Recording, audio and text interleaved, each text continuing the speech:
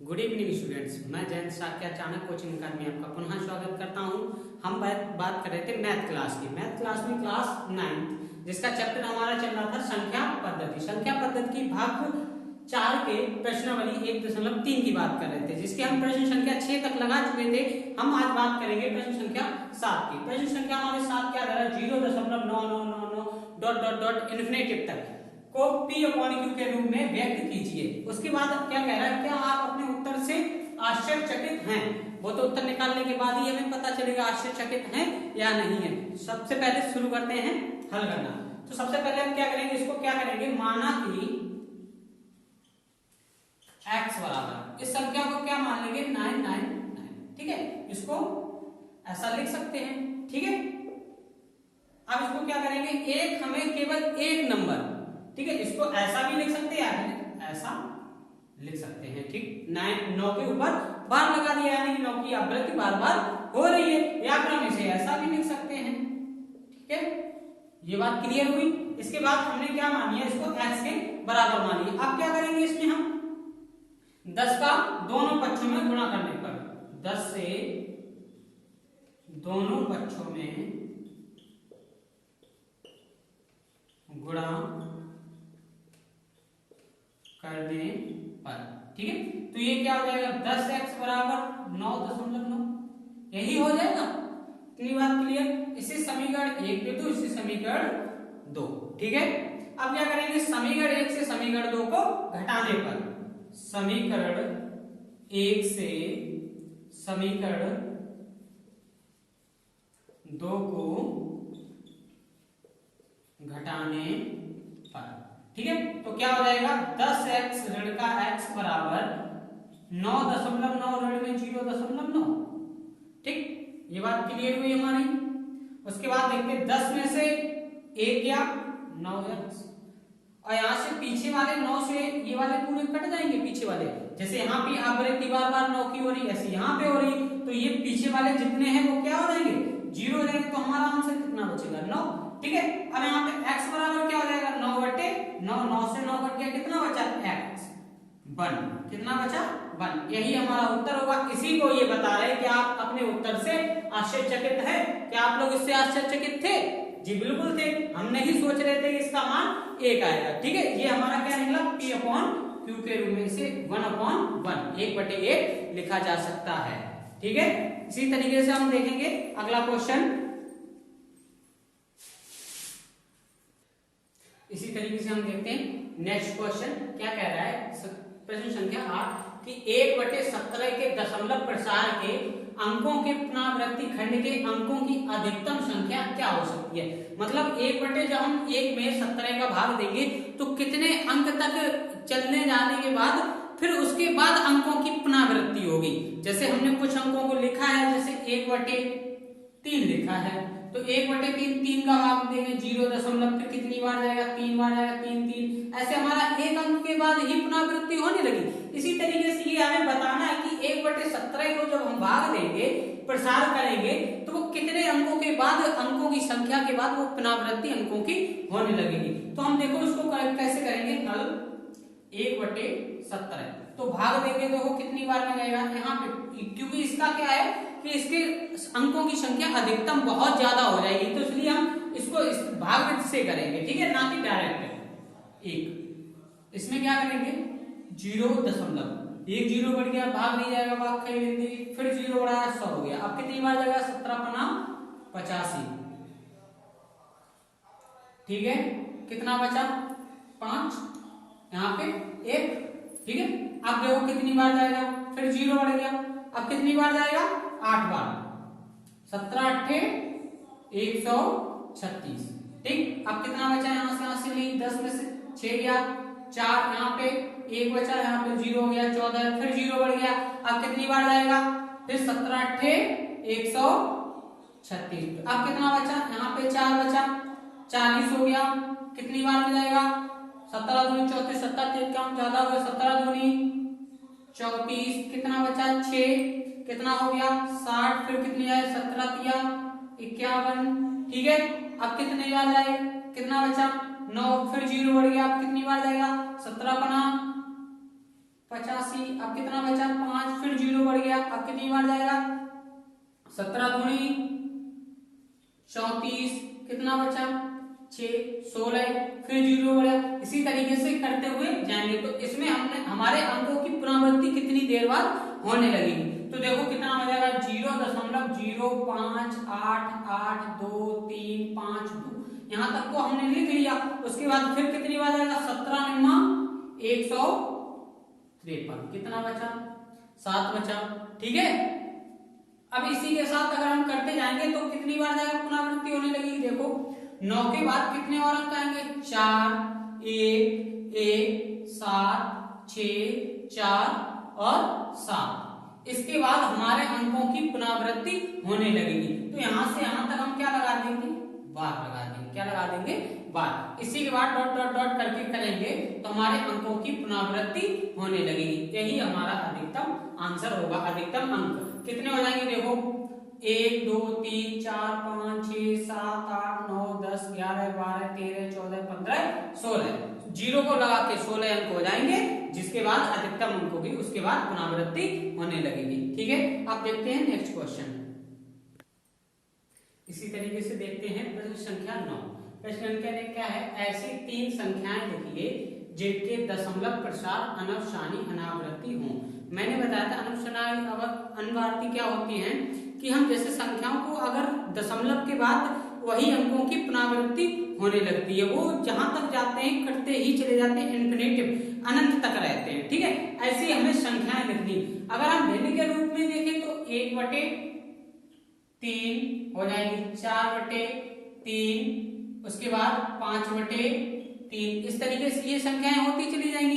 क्या कैसे हो जाएगी देखो 3 का भाग जब हम 1 में देंगे तो कितना हो जाएगा 3 तिरका 0 दशम लगाया दशमलव 10 हो गया, 3 तिरका 9, 3 तिरका 9। इस तरीके से ये बढ़ती चली जाएगी। ठीक है, अगर हम दशमलव के अंकों में बात करें तो अपरमेय संख्या को अपरमेय संख्या होती है। जैसे परमेय संख्या क्या होती है 0.1 2 3, फिर 1 2 3, एक अंक के बाद उनकी पुनरावृत्ति होने लगती है। लेकिन अनवसानी क्या होती है, अपरमेय संख्या क्या होती है जो 0 के बाद दशमलव फिर कुछ अंकों के बाद फिर उसकी पुनरावृत्ति ना हो। ठीक है, लगातार उनकी पुनरावृत्ति ना हो। ठीक है, जैसे नंबर क्या हो जाएगा 1.001 0.1 0.01 0.001 फिर 0.001। ठीक है, अब यहाँ पे देखो लगातार क्या पुनरावृत्ति हो रही है, नहीं हो रही है।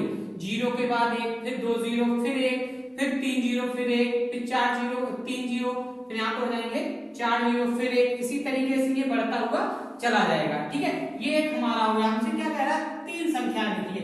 इसी तरीके से ये हो जाएगा 2.020020002। ठीक है, ऐसे ही बढ़ता हुआ चला जाएगा। यही 3.003, फिर 003, यही संख्याएं बढ़ती हुई चली जाएंगी और यही हमारी अभिष्ट संख्याएं हो जाएंगी। इसी तरीके देखते हैं नेक्स्ट क्वेश्चन। इसी तरीके से देखे हैं प्रश्न संख्या 10। क्या कह रहा है कि परमेय संख्याओं 5/7 और 9/11 के बीच की 3 अलग अलग अपरमेय संख्याएं ज्ञात करनी है। कैसे करनी है, अपरमेय संख्याएं। अपरमेय संख्याएं क्या है कि हमें परमेय संख्या तो दी हुई है 5/7 7 9/11। ठीक है, ये परमेय संख्या है कि इनको 5/7 P/Q के रूप में लिखी हुई है 9/11। तो अब ये क्या हो गई हमारी परमेय संख्या होगी। लेकिन हमें इनके बीच की अपरमेय संख्या लिखनी है। कैसे लिखनी है, अपरमेय संख्याएं। अपरमेय संख्या क्या होगी, वो जिनको P/Q के रूप में नहीं लिखा जा सकता, जो कटते एक बार पॉइंट के बाद जिनकी अंकों की आवृत्ति होने लगती है, पुनरावृत्ति होने लगती, बार बार वही अंक आने लगते हैं, उनके बीच की लिखनी है। ठीक है, इनका एक शॉर्ट तरीका क्या होता है कि जैसे 5/7 9/11 ये हमारी अंक हो गए। ठीक है, अब इनको हम क्या करेंगे, इनका एलसीएम दोनों हर का लासा ले लेंगे। क्या ले लेंगे, एलसीएम। तो दोनों का हर का हमें या फिर इनके बीच का इतना गैप देना है, अंक का इतना देखना है कि इनके बीच की कम से कम 3 संख्याएं तो बन ही जाए।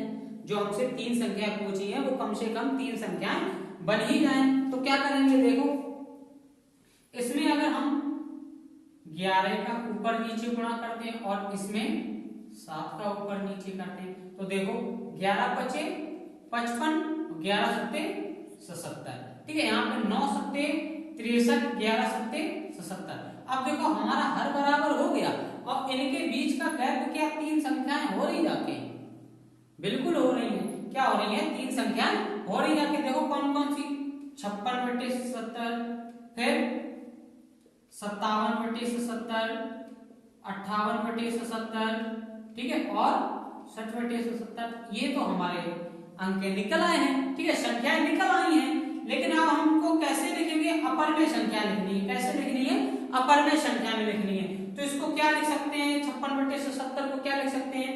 0.7272। इस तरीके से इसकी पुनरावृत्ति होने लगेगी। ये मेरी पहली हो गई है, ठीक है। इसी तरीके से अगर दूसरी देखेंगे तो क्या हो जाएगी? 0.740259, इसके बाद पुनरावृत्ति होने लगेगी, ठीक है। इसी तरीके से देखेंगे 0.753246 अंकों की पुनरावृत्ति होने लगी और यही हमारी अपर में संख्याएं हो जाएंगी। हमें निकालने का मेथड ये रहेगा, लेकिन हमें लिखना कैसे है? दशमलव में, अपर में संख्याओं में लिखना है। ये बात क्लियर हुई? ठीक है। इसी तरीके से देखते हैं प्रश्न संख्या 8 पर। क्या कह रहे हैं? बताइए कि निम्नलिखित संख्याओं में कौन संख्याएं परमेय हैं और कौन सी अपर में है। मैंने बताया था परमेय संख्याएं क्या होती? परमेय संख्याएं जिनको P/Q के रूप में या फिर भिन्न के रूप में लिखा जा सकता है, वो होती हमारी परमेय संख्या। और जिनको P/Q रूप में या फिर भिन्न के रूप में नहीं लिख सकते, उसको क्या बोला जाता है? अपरमेय संख्या। अब हमारे पास कुछ पार्ट दिए हैं, उनके भाग दिए हैं, इनको हमें बताना है ये परमेय है क्या अपरमेय है। तो पहले से शुरू करते हैं, ठीक है। पहला देखते हैं √23। √23 ये पहले ये बताओ, ये भाज्य संख्या है या अभाज्य संख्या है? ये या किसी से कट सकता है क्या? नहीं कट सकता। ये कैसी है? अभाज्य संख्या है। अभाज्य संख्या तो इसके तो खंड हो नहीं सकते, अंडर रूट में तो अंडर रूट में ही रही, तो ये कैसी संख्या हो गई हमारी? अपर में। कैसी हो गई? अपर में संख्या हो गई। उसके बाद दूसरे की बात करते हैं √225। ये देखो √225 के क्या गुणनखंड हो सकते हैं? बिल्कुल हो सकते हैं। देखो ये किसका होता है? 3 × 3 × 5 × 5। इसे ऐसा लिखा जा सकता है। देखो 55 25 25 तिया 75 75 दूनी 25 75 तिया 225 हो गया, ठीक है। इसको कैसे लिखा जा सकता है? 3 घात 2 × 5 की घात 2। अब इन दोनों स्क्वायर से ये क्या हो जाएगा? अंडर रूट कट जाएगा, तो टिपचे 15। तो ये किसका वर्गमूल है?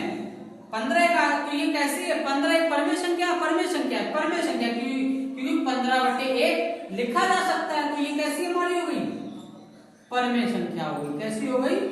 परमेय संख्या, ठीक है। उसके बाद प्रश्न संख्या 3 पे आते हैं कि 0.3796। अब इसको बताना है। अच्छा एक बात हमने पहले आपको बताई थी, अनफशानी आवृत्ति और शांत दशमलव प्रसार। शांत दशमलव प्रसार क्या होता है? दशमलव के बाद भाग देते देते हमारा शेषफल क्या हो जाता है? 0 हो जाता है। वो हमारी कैसी होती है? शांत दशमलव प्रसार होता है। और जहां पर दशमलव के बाद अंकों की पुनरावृत्ति होने लगती, वो होती है अनफशानी आवृत्ति। अब देखो यहाँ पे बाद दशमलव के बाद यहाँ पे अंक रुक गया, तो इसको हम क्या लिख सकते हैं? देखो 3796। अब दशमलव के बाद कितने अंक हैं? 4 अंक हैं, तो 1 के बाद 0 बढ़ा सकते हैं 4। तो ये P/Q के रूप में लिखा है, बिल्कुल लिखा है। तो ये हमारी कैसी हो गई? परमेय संख्या हो गई। कैसी हो गई? परमेय संख्या हो गई। इतनी बात आप लोगों को सभी को समझ में आई होगी। आगे देखते हैं। अब चौथा क्या है कि 7.478 ऐसे डॉट डॉट डॉट। अब ये देखो, ये अंक दशमलव के बाद अंकों की पुनरावृत्ति होने लगी है। देखो यहाँ पे पुनरावृत्ति होने लगी, तो इसको क्या हम शांत दशमलव में लिख सकते हैं? नहीं लिख सकते, क्योंकि हमारा क्या है? शेषफल 0 नहीं हो रहा है। तो ये हमारी क्या है? अपरमेय संख्या है। कैसी है? अपरमेय संख्या है, ठीक है। इसी तरीके से अगला देखते हैं 5वां। 1.1010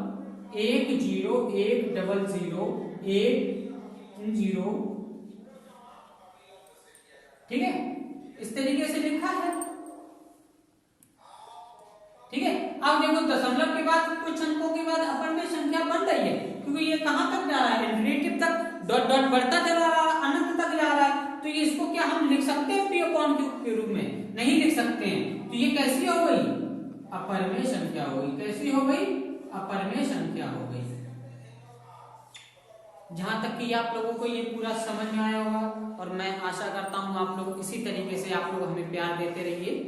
और इसी के साथ साथ आज की मैथ की क्लास खत्म होती है। अब देखते हैं आगे वाले क्वेश्चन नेक्स्ट वीडियो में। हमारे चैनल को सब्सक्राइब करें और अपने दोस्तों के साथ शेयर करें। धन्यवाद।